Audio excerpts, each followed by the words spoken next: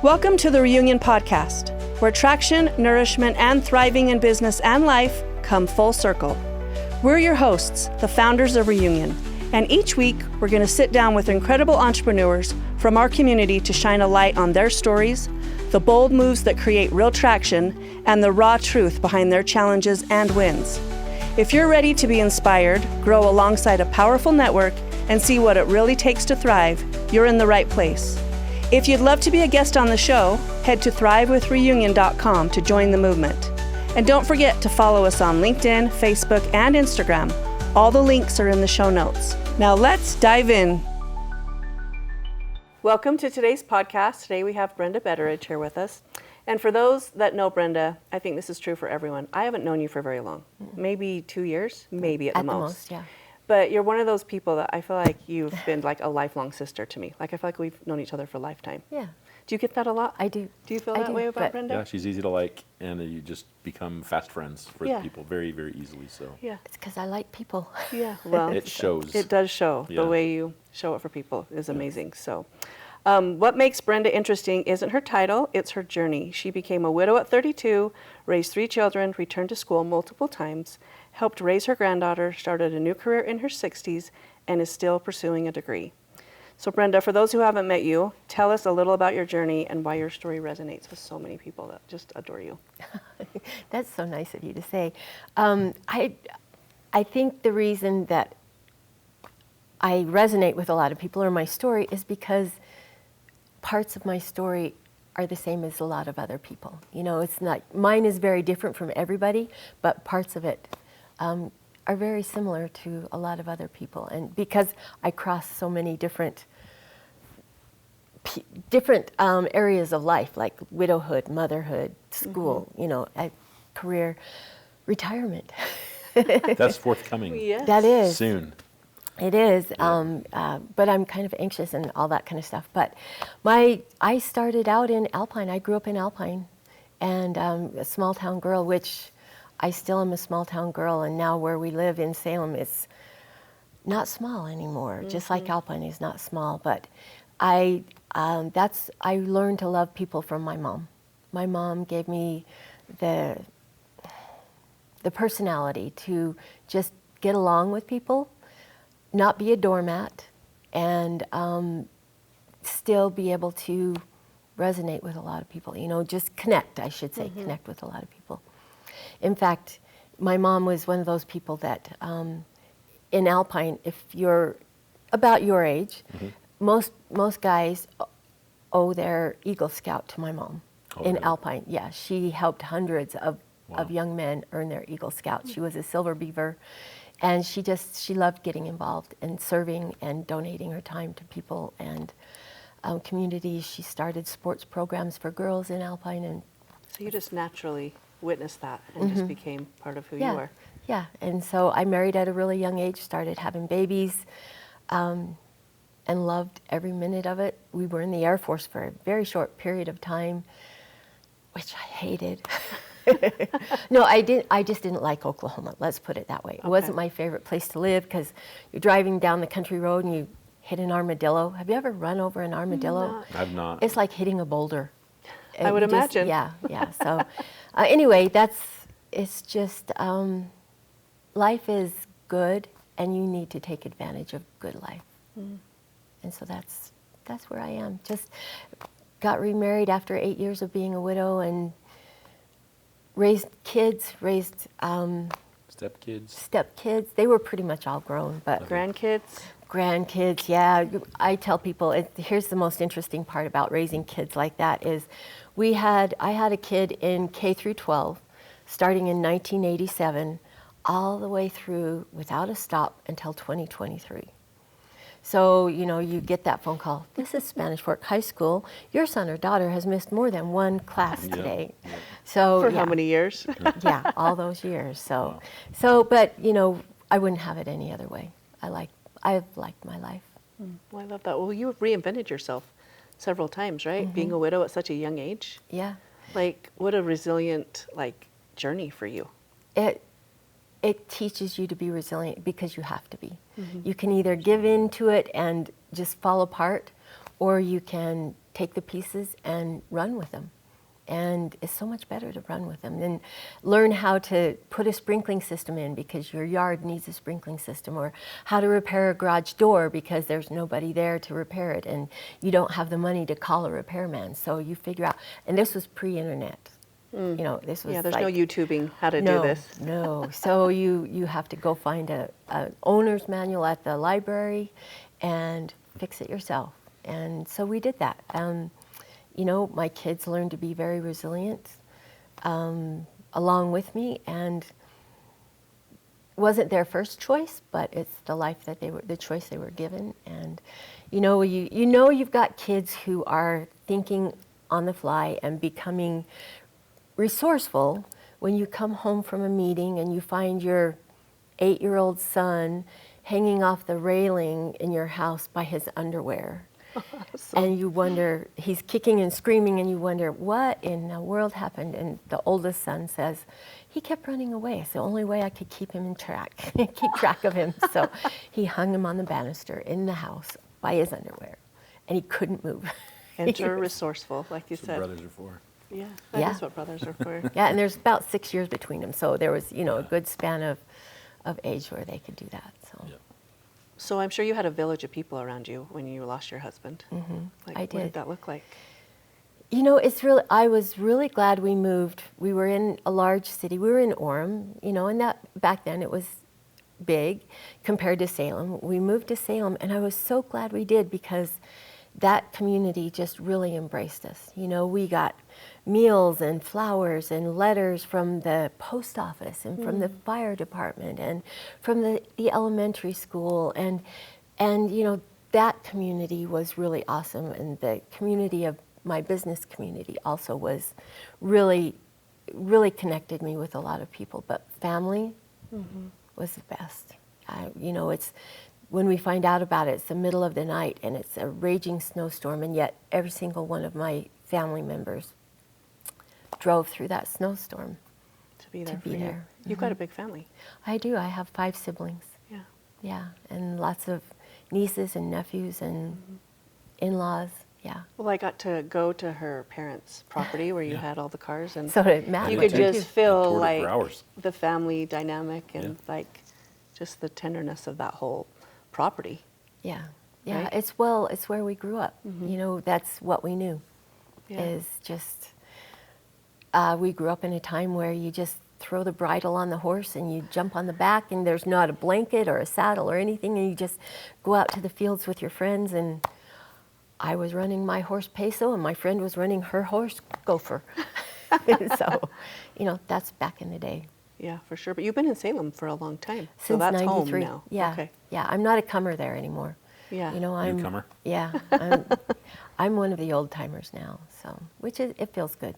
Yeah.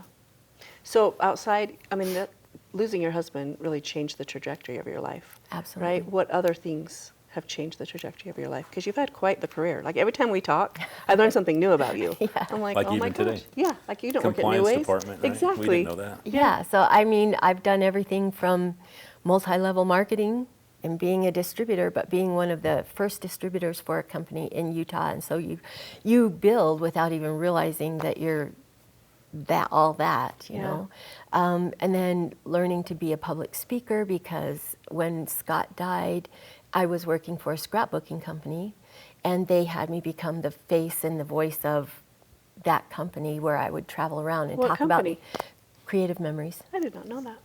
See, another thing, yeah.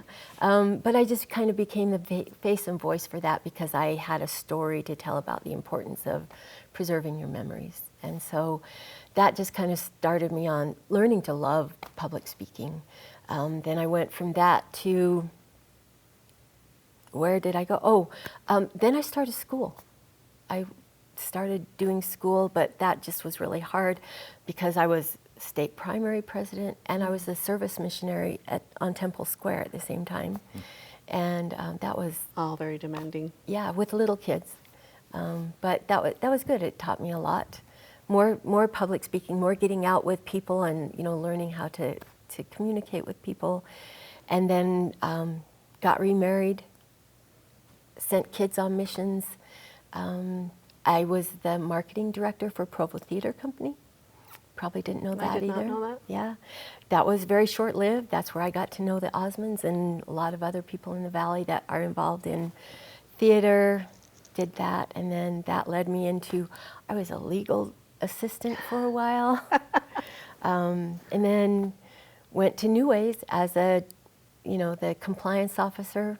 I knew nothing. I didn't know I knew law in the sense that I'd filled out, I'd done search and find and replace on documents, legal documents, and that was the extent of my legal experience. But then when we got our granddaughter to raise, then I was working at close to my heart as a marketing and communications. Got a lot of experience there, and then moved on to working at Nebo School District so I could be in the same schedule as my granddaughter. Oh, okay. So that, we would have, because I'd raised my family, but she was something, I raised 3 boys, and I wanted a girl so bad. And so I just tell people, be careful what you wish for, because you just might get it. Yeah. Girls are awesome, but they're hard, way harder than boys. I don't know. It's been my experience too. Yeah. Has it? I guess that's kind of mine too. I guess mine just have seasons. Yeah. Well, sometimes some kids harder this Yeah, season than another. But that's true, but I raised all one sex at the same time, and so boys, they just duke it out, and then they walk then it's away and they're over. best friends. Best friends, And girls, That is true. Girls hold a grudge, and they are so I emotional. will never but talk to her again as long as I should live. that is Yes. so true. and it's just like, oh, you wouldn't believe what they did today. Girls can be mean. Anyway, so then I moved from Nebo School District to where I am now, and I love what I do. I started out as a course facilitator, and now I get to live my dream, which is I do business development, which means I just get to go to places and meet people and do fun things and bring people back and let them enrich their lives with lifelong learning. Well, if anyone who follows you on social media, I just want to be in Brenda's back pocket. You are constantly at Go to all the stuff she goes to, single event. You're always just with the coolest people. I do get to meet really cool people, and they enrich my life so much. And I want to do the same for other people. But then I still have FOMO. There's still a lot of events that I can't make it to, and I'm like, oh, I should have been there. Yeah. So tell us exactly what you do, so Okay. people understand. I think I understand it. Okay. But tell Well, our I am guests. part of UVU, but we are the professional education department. So we do all non-credit, non-academic, personal and professional development. So we don't follow the semester rules or anything like that. You don't have to be enrolled at UVU to take our courses. But I get to go talk to people and introduce what we do to organizations where they can bring us in and do custom trainings, or they can send people to our trainings. And we have really awesome trainings. The last one that I took was called Executive Strategy, and it was learning about how to use your ethics to make your decisions. And it was good ethics. Yeah. You have to have good ethics to make good decisions. But we have AI courses and women's leadership and change management, project management, just anything that you want to add to your life to make your skill set bigger and better. That's what we offer. And so just by nature of the beast, I get to go meet really cool people and tell them about what we do. Yeah. So business leaders and executives, owners, they can take any classes that you guys offer. Oh, yeah, exactly. We're starting a new social media, using AI to track your social media analytics. That's one of our next courses, which is going to be, I'm really excited for that one to start. So, but I really did love the executive strategy class and change management. Everybody's going through change. Yeah. And you look around and there's not anybody that isn't handling change. And this is the best way to handle change, whether you're introducing it or you're accepting it. Mm-hmm. So when you go into businesses and do those courses, they just facilitate their employees doing them. They do them together? Yeah, they can. They can identify who they want to put in those courses. We did a custom project management course for a big company, and they identified 25 people that they wanted to send to there. And then we usually send our main instructors or the project management, our resident Expert in residence, that's the word it is. So they go to the business and do it. Either way, they can either come to us so they get off-site, because a lot of people really like going off-site to be able to do their trainings. Yeah. So we have some really great facilities for people to use. They can send them there, or we'll go to them, whatever works. That's one part that I didn't know that you did that for. Oh, really? Like a whole organization, like with our team. Yeah, we do a lot of that. We can even go in and do like a teaser course for some of the ones that they want to send people to. And for 45 minutes, we'll go in and teach them, but give them an actionable item that they can then walk away from. After 45 minutes, they have some new skills that they can use, but then, they'll want to sign up for the full course, so. Yeah. That's awesome. So you go in and kind of customize it for the business if they need that? Exactly, yeah. Or they're like, hey, I heard about this course. This is exactly what we need. We have a module menu, so people can we take the best parts, the best modules from each of our courses and put it in this menu, and you can say, I want this and this and this, and then we modify or customize it for your company. I love that. Yeah, it's really fun. Yeah. So how are they going to possibly replace you when you retire in October? Who's going to be the new Brenda?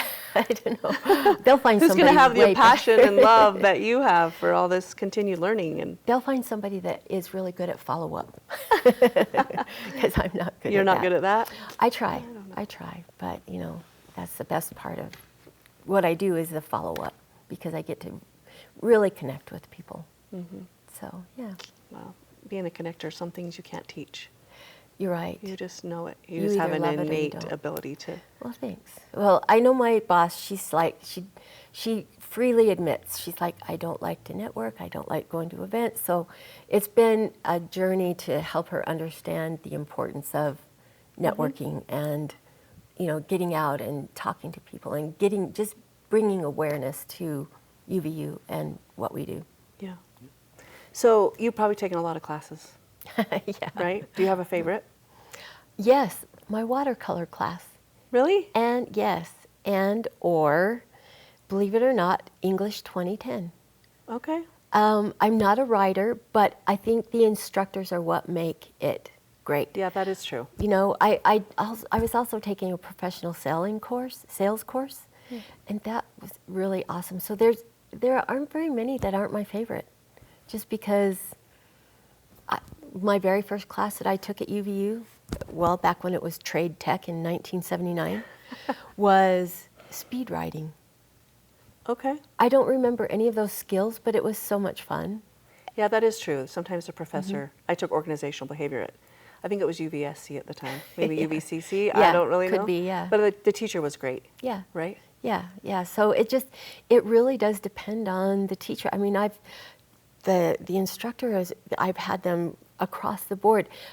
I guess, though, I have to say some of my favorite courses really are my professional ed courses that I've taken. Okay. Not necessarily the regular college classes, but our old women's leadership program it was a little bit different than it is now, but we had guest speakers come in from across the country. And you don't do that now? Well, we still have our women's leadership, but it has a little bit of a different focus. Okay. And it's great. It's really, really awesome. And people come back again and again because they like it so much. But I like the variety. We have a program that's called CPM, Certified Public Manager, and it's only for nonprofits and government agencies. But it's a year-long thing where you do a capstone at the end, and people love it because it's almost like being in an MBA program where you get to know your cohort and work with them all the time. But yeah, I would say, I don't know, it's hard to pick a favorite. Okay. Just because the topics have all been so different. I've been kind of all over the place. I even loved my criminal justice class. Interesting. I can't decide what I want to be when I grow up. So, yeah. So I was just talking to a counselor this morning. I said, okay, I want to finish my degree, but, UVU is not going to pay for it anymore because I won't be there. And so she's like, well, why don't you just do university studies? I'm like, she said, then you can pick and choose kind of what you want to do. I'm going, oh. That sounds great. Then I took a paint your car class. So, to restore an old Mustang pedal car that my dad gave me in 1964. So, I don't know, it's hard to choose. It just depends on the the season of life and what you're doing. So here you are getting ready to retire, and you're talking about what courses you're still going to take, right? So then maybe you can decide what you want to be when you grow up? Yeah. Oh, yeah. I think the secret is to not grow up. There you go. Yeah. See, no, I'm just trying to figure out how to fill my days when I retire. I mean, I know I want to retire, but I don't know.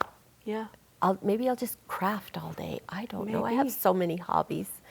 Or ride my bike or walk my dog in the middle of the day. I don't know. Yeah, We you're shall just see. going to have all this time. I often hear people that retire, they say, I don't know how I had time to do all the things that I'm doing now, and I worked full time. Yeah, that's what I hear. Maybe you'll tell me that later. Next time, after you retire a few months, you can be, that'll be the story you tell me. Yeah. So, and the nice thing about retirement is you get to do pretty much whatever you want to do. You know, if I want to sleep until 7 o'clock, I'll sleep until 7 o'clock, you know. If I want to, I don't know, if I want to go do public speaking, I'll do public speaking. If I want to just, I'll stay on all the boards. I'm on a lot of boards, and I'll probably stay on those. Stay on those. Just that gives me, I mean, I'm on the Live Your Dream board. How much better does that get? You know, it's pretty awesome. So. And that's such a passion project for you. It is. Having been a single mom. Yeah, and I've only been on that board since January, and I was so honored when they asked me to be a part of it. The board is made up of people, just stellar people that are from all walks of life. And it uplifts me every single time I am around them. And just the women that are benefiting from the scholarships that we provide. I sat and listened to one story. We had our golf tournament, and I was on hole number 6 with Victoria, and I heard her story so many times, but it inspired me. She's now working on her PhD because she's been able to have some scholarship money from Live Your Dream. You should probably explain what Live Your Dream is so people Yeah, who are Live Your listening Dream can was, understand. it was started by Katie Bunnell, who became a widow at the age of 23 and went back to school and decided that it would be a great idea to put together scholarships for women who suddenly find themselves single, usually through no fault of their own, and wanting to make a better life for their family. And so Live Your Dream was started many years ago, and up to this point, I just read this statistic, they have given out almost 500 scholarships to the tune of almost $750,000. Wow. And so they've helped a lot of women along the way create a better, more stable life for their families. And so it's one of those programs that you just say, how do I get to be a part of this? Yeah. And I was lucky they asked me. Well, I've recently got to meet her because she's a new member of Reunion. Yeah. And I love her mission and her story. Yes. It's very profound. And she runs a really tight ship. And so every dollar that goes into that organization is spent on doing good. Because they not only provide scholarships, but experiences for families that otherwise wouldn't have had them, like going to a Mammoth hockey game, or the ice castles in Midway, or providing Christmas, or back to school for their kids. So it's a really great organization. Well, you gave me some bags. Yes. Because we have our studio in Spanish Fork where we rent booth space to like tattoo artists, and there's a lot of single girls there, single moms, and so you gave some of those little care packages. So yeah, those were really fun. Yeah. We put those together. Every year we do that, and anytime you want some, just let me know. They're just a care package for single moms that just to take care of themselves. And usually there's like a gift card in there for gas or for Target or Walmart or something like that, where they can just go treat themselves for a change. So let's talk about single moms for a minute. It's not my world, but I have so much compassion. I have so many friends and people that I know. So if somebody is, a newly single mom, like there's so many resources now that you probably didn't have when you were newly widowed. And there's so much things like Live Your Dream and stuff. Where would you send somebody who's listening to this podcast and they found themselves in that situation? Like, how would you guide them? What would be the first step? Where do they find support and resources? There are a lot of women's groups out there that you can find usually on Instagram or Facebook, but also if you know someone who is in a similar situation, reach out. We are all so happy to talk to you and just say, I know I had a lot of women, or when I first became a widow, I did not know which way to turn until somebody called and said, I have a friend who went through this same thing. She said you could call her. She lived in Idaho. I lived in Utah. And it was so great to just call and say, I'm feeling this emotion. Is that normal?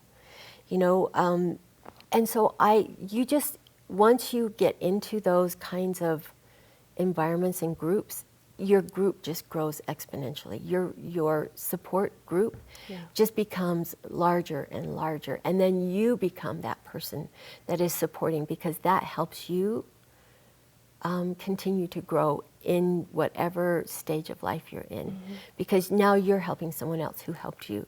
Yeah. And when my husband passed away, about 2 years after he died, we found out, because he was in a fiery plane crash, we found out that the medical examiner's office sent us the wrong person.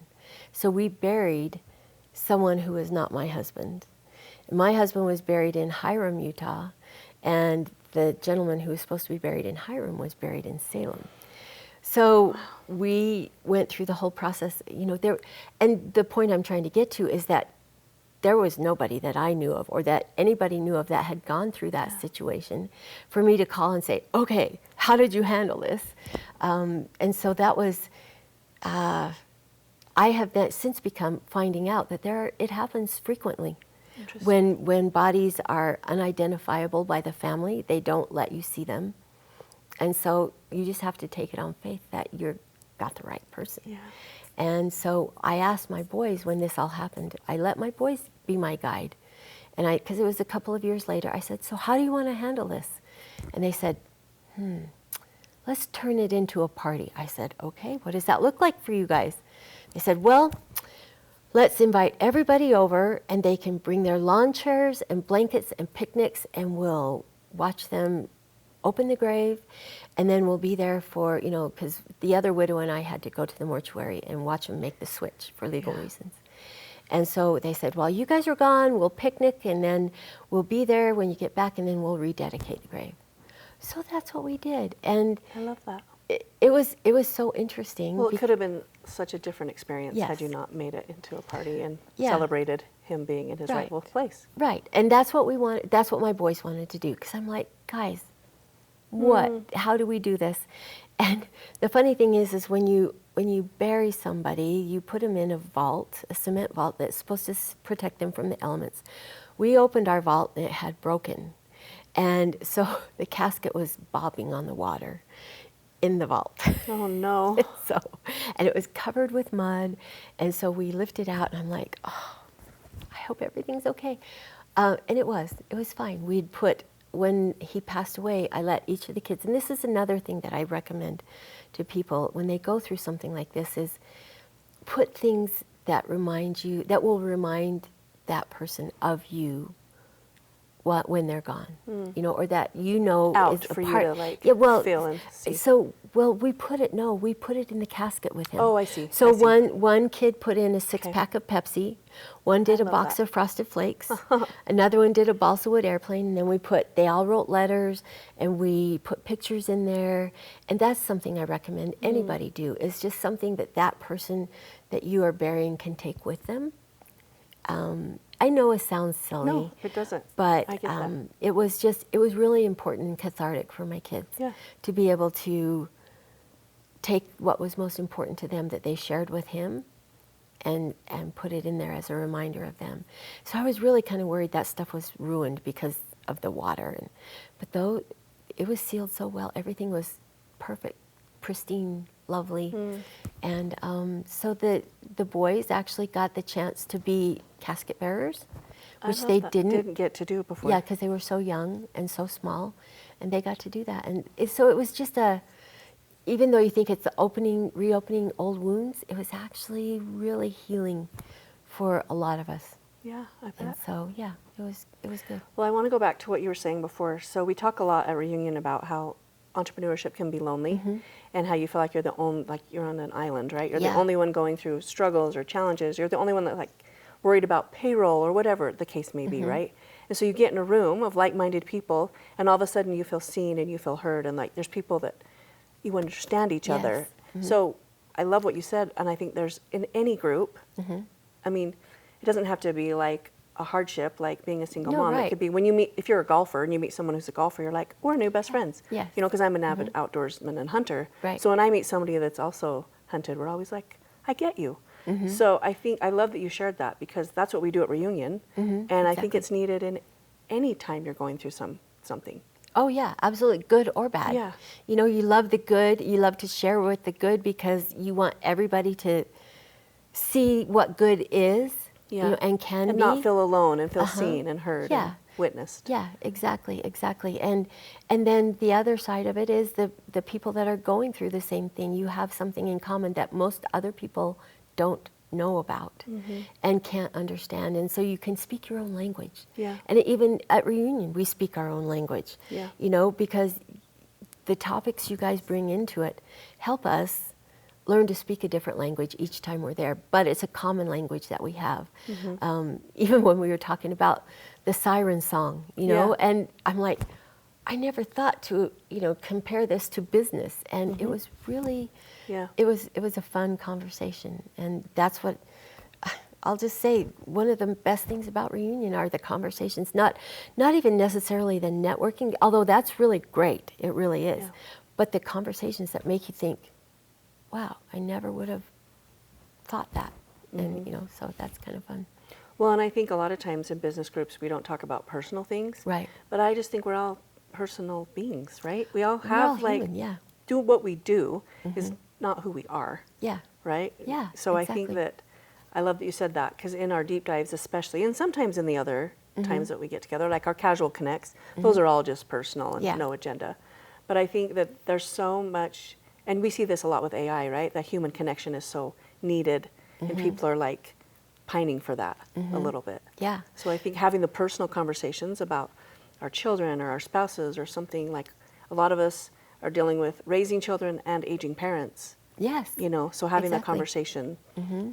That's exactly right. And just knowing how to start that conversation, though, is really important, because sometimes you see someone that you want to know, but you don't know how to start it. Yes. Yeah. So I was a speaker at in a meeting with women miners. So like they were Okay. women in mining. Yeah. In the mining industry. And they talk about how oftentimes they are the only woman in a very, very male-centric room. And so, you know, I was trying to talk to them about how to network in a room like that, or how to feel comfortable in a room like that. And I said, don't go up to somebody and say, what do you do? Go up to somebody and say, you know, that you've never met, and say, well, what do you do for fun?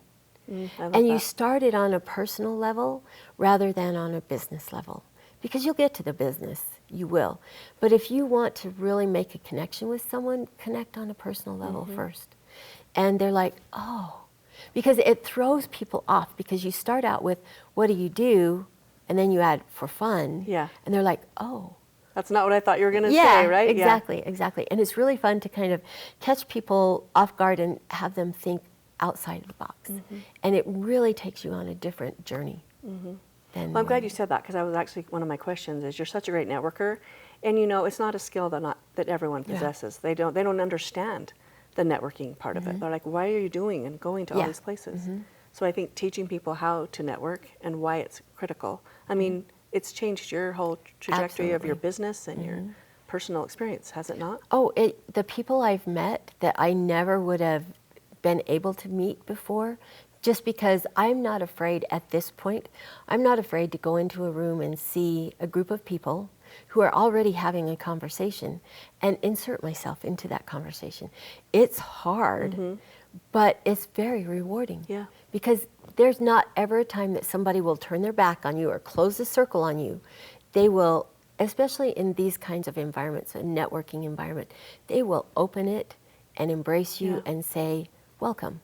And who are you? So Tell I'm us going about to bet yourself. some people listening to this right now are cringing that you even said that, Yeah, because they would sure. never do that. So Right. when you do that and you go up, like, do you say anything? Or you just insert yourself in the I conversation just and kind just of- enjoy the...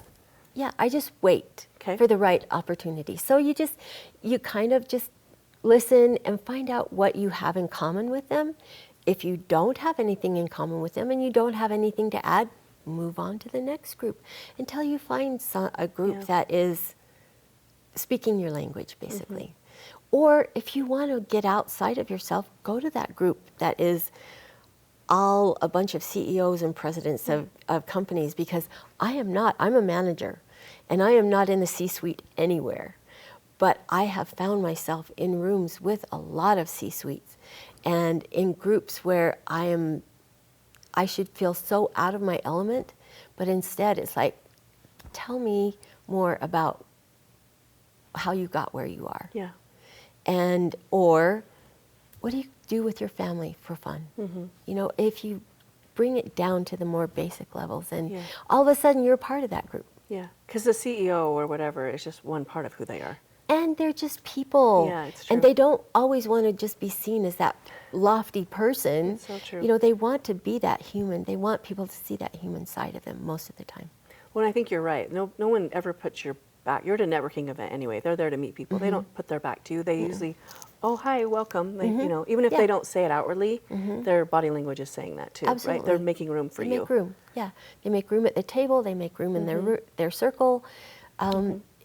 I have never been rejected when I've gone up to a circle of people that I have no business being in, Yeah. but yet I want to be. I don't know if I want to be a part of the circle, but I want to know who they are. Yeah.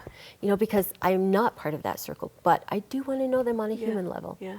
Who's my new friend today? Yeah. Yeah. And you're probably like me when you see somebody that's not in a group and they're just kind of standing. Like, I always make sure that because it's kind of like going to a class reunion, but it's not your class. You know, because you walk in, especially if you're new, you can tell people that know each other and you really just feel like, oh, I'm so like out of sorts, Yeah. right? Yeah. So- Well, and you know, it's like when I was in high school, I didn't have a group that I hung out with. I crossed over into so many groups. Me too. Did you? Yeah. Yeah, because it's like, why do I just want to align myself with one group that then gets ostracized from all these other groups? No, I want to have a lot of friends. Did you find that some groups didn't like that about you, or they didn't understand like you doing that? Oh yeah. Yeah, me but I too. didn't care. Yeah, me too. I just moved on to the Yeah. next group. And it's like, if you don't want me to be a part of your group, fine. Yeah, because I'm going to go to lunch with this group today and this group, and some Yeah. of the groups were like, Yeah. Well, and just even like the guys that would invite you, you know, ask you out to dances. It was everybody. And, you know, my friends were like, you're going with them? And I'm like, yes, Yeah. I am. And we had the best time. And so I try not to be too judgy. I No, love not that. judgy at all. yeah.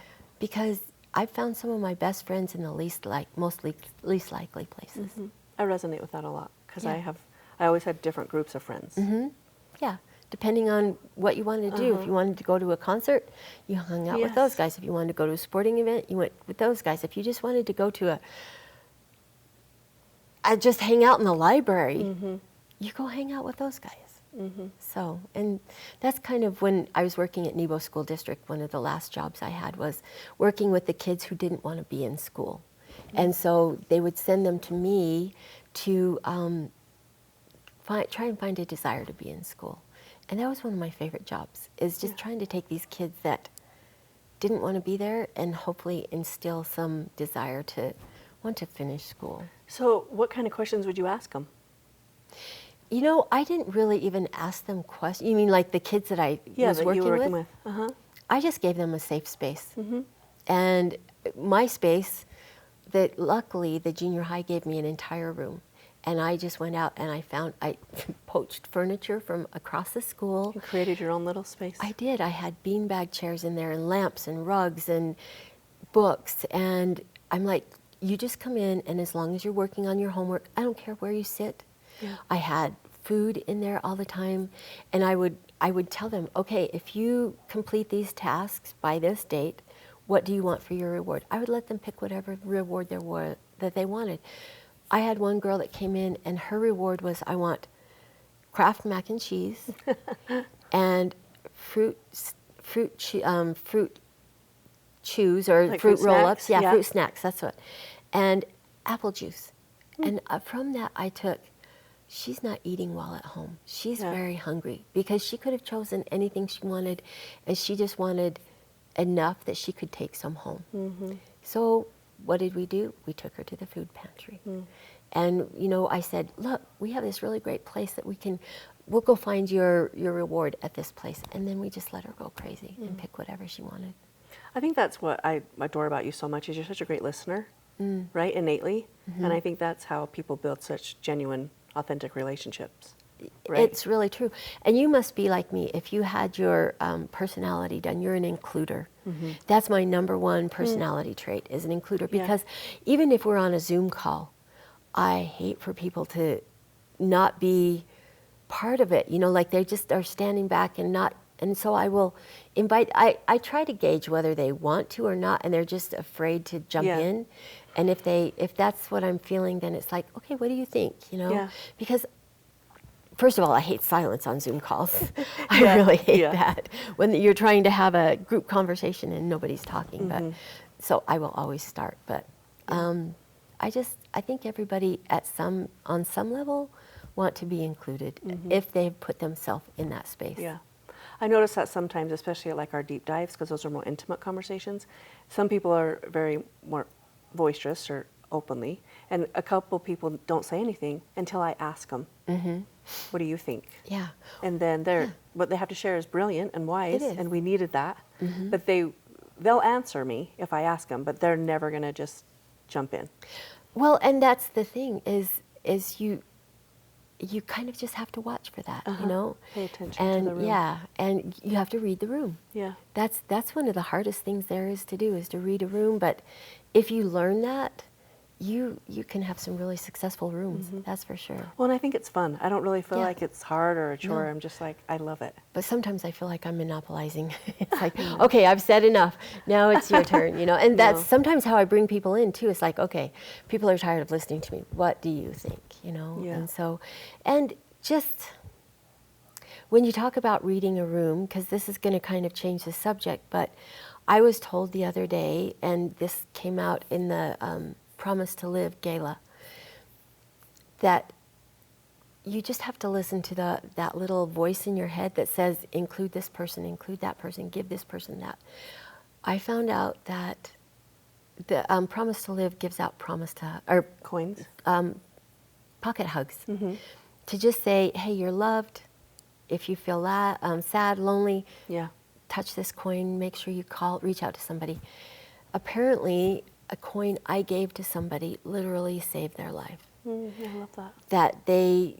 I had given it to him, he'd just put it on his desk and didn't think about it, and I didn't know about this until one day he had just had enough and decided he had made the plans to just kind of end everything. And as he was walking out of the door to go act on things, he saw that pocket hug sitting there. He picked it up, put it in his pocket, continued out the door, started the drive to wherever he was going, and put his hand in his pocket, and felt that and realized that what he would be leaving behind would be far more painful than if he would stay. And he said it wasn't just a couple weeks later that everything that was so hard for him suddenly turned around and became a very positive thing in his life. I love that. And so he said if he would have ended things, it would have changed his family's life when it couldn't have been avoided. So. All because you felt like a draw to hand someone a coin. And all it was just a coin, you know. It's like, and I asked him, I said, I gave him two. I said, here's one for you and one to give. One to share, yeah. I love that about And their coins. Yeah. Me too. And right now they're doing 1 million hugs. I can't remember. That's their campaign, right? Yeah, Is to give a they're million trying hugs. to give 1 million hugs. So it's great. But that's also one of my favorite things to do, is just hand out coins. Well, you're involved in so many great things. So as you're getting towards retirement, and there's going to be new seasons of what's next for Brenda for sure. But like, how do you want to be remembered in this business community? Like, as being fun. Yeah. And somebody who was easy to talk to. For my retirement, I'm planning a party. I love it. I'm all in. It's just my part of the party. But we are going to play. I have been collecting inflatable costumes. Okay. And we are going to have a kickball game in inflatable costumes. So there's not going to be any skill involved, but it is going to be so much fun. And that's what I want it to be. It's just, I want to go out with a fun bang. Okay. Is this at UVU you're doing this? Or at your house? I haven't decided. My house is not big enough, so I'm trying to find a location. I know it sounds stupid that I'm planning my own. It doesn't sound stupid. I love it. My own kickball party.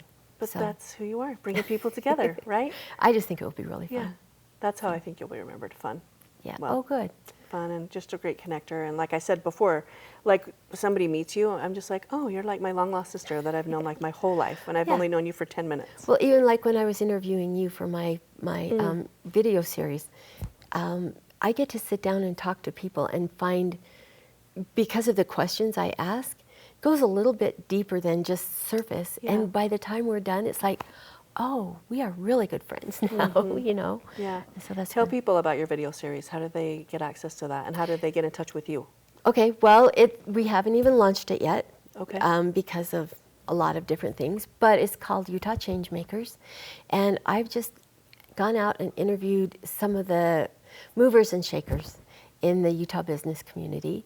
And I ask each leader a series of questions, and then I match them up with two other leaders who get asked the same question. And we cut them together in a video where 3 leaders are answering the same question, and I never get the same answer twice. It is so much fun, and it's just, you'll see a lot of people you recognize and a lot of people who you don't, that you will recognize down the road because they're up and coming. They are change makers. We will be releasing them in the next little while, next couple of weeks.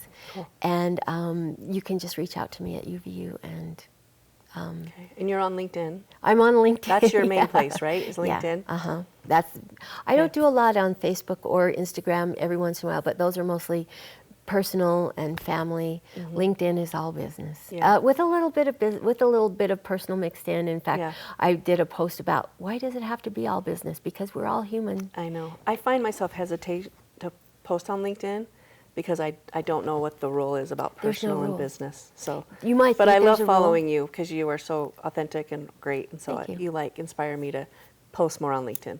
Well, thanks. That's one of my goals of 2026. To post more on LinkedIn. You know, it's a good place to be because I've gotten some followers that have then reached out to me and asked, can we connect? And we have learned to connect on a little bit deeper level than just LinkedIn, and they're becoming a big part of my life. And so I love that. I love that. Yeah. Well, we'll make sure to put your socials in the show notes. So. Thank you. Well, thank you so much for coming and spending time with us today. I appreciate you. Thank you for inviting me. I'm honored to be here, and I think Reunion is a really great platform, and you don't just meet once a month. You give us a whole bunch of times during the month to just get to know new people. Yeah. So. Well, thank you for saying that. It didn't start out that way, but we realized that if you can only come, if there's only one event a month and you can't make it, then the value gets lost. Yeah. So we've tried to continue to add more value. So. Well, and I'm trying to figure out how to make it to the retreat if I'm not in business anymore. Oh, so. yeah, we'd love to get you there. Yeah, our 2-day retreat in November at Hotel Park City. Yeah, I'm so excited. My favorite place, one of my favorite places of all places. Okay, so. well, let's find a way to make sure that we'll you're make there. it. So, yeah. Okay. I just don't have the business connections to pass along anymore. So. Oh. No, not it's true. all personal. Those connections, they're going to go with you forever. Well, I hope so. Even if you're not in the building of UVU, you'll always be a connector. I hope so. And I'd love to start doing some more public speaking and, just share different things. Share your wisdom. Yeah, there you go. Shine your wisdom and your light upon the rest of us, please. I love that. Well, thank you. Thank you. Thanks for tuning in to another episode of the Reunion Podcast. We hope you're walking away with fresh insights, real stories, and that extra spark to keep building traction, nourishing your growth, and thriving big. If you've loved this conversation, hit that follow button so you never miss an episode. And if you'd like to join the movement, come sit at our table and be featured as a guest and share your story. Visit thrivewithreunion.com and stay connected with us on LinkedIn, Facebook, and Instagram. You'll find all the details in the show notes. Until next time, keep showing up, stay connected, and let's thrive together.